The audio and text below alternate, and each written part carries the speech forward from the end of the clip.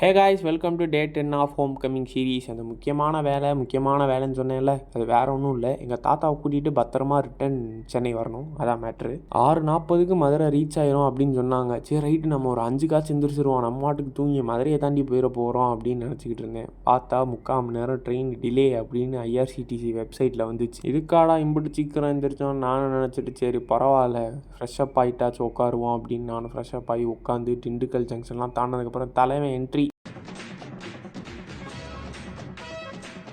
மதுரையில் சூரிய பகவான் ரொம்ப அழகாக வரவேற்றார். அவருக்கு ஒரு வணக்கத்தை போட்டுட்டு எங்கள் மாமாவுக்கு ஃபோன் பண்ணி, மாமா எந்த பக்கமாக வரணும் அப்படின்னு அவர்கிட்ட இன்ஃபர்மேஷன் கேட்டுகிட்டே வந்தேன். அப்புறம் எங்கள் மாமா வண்டியில் நானும் ஏறி அவரும் ஒரு காஃபி குடிக்கலான்னு பெரியார் பக்கம் போனோம். மதுரைக்காரனுக்கே ரூட்டு தெரியாத அளவுக்கு தோண்டி வச்சுருக்காங்க, பாலம் கட்டி வச்சுருக்காங்க. What bro, it's very wrong bro. நானே என் மனசில் எங்கள் தாத்தாவோட ஒரு வீடியோ எடுக்கலாம் நான் எடுத்தேன், இவன் என்ன பண்ணிகிட்டு இருக்கான்னு அவர் பார்க்க. சரி நியூஸை போடுவோன்னு டிவியை போட்டால்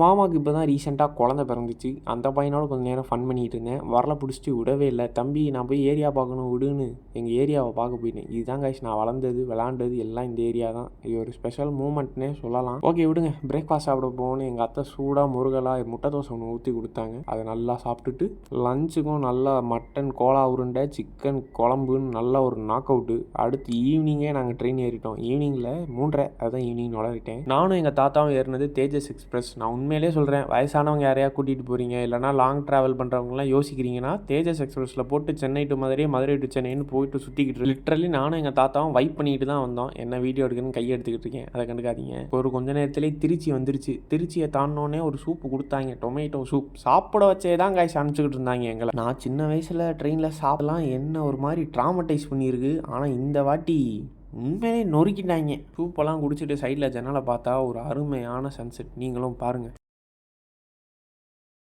ஃபைனலி டின்னர் கொடுத்தாங்க. சிக்கன் கறி, அந்த கவருக்குள்ளே சப்பாத்தி, அங்கிட்டு வெஜ்ஜீஸு, இங்கிட்டு திருப்பி வச்சுருக்கேன்ல அதுக்குள்ளே ஒயிட் ரைஸ். உண்மையிலேயே ஒரு நல்ல நான்வெஜ் தாலி. ஃபினிஷிங் டச்சாக ஐஸ்கிரீம் கொடுத்தாங்க எனக்கும் எங்கள் தாத்தாவுக்கும். எங்கள் தாத்தா ஐஸ்கிரீம் சாப்பிட மாட்டார், அவர் ஐஸ்கிரீமையும் நானே தூக்கிட்டேன்.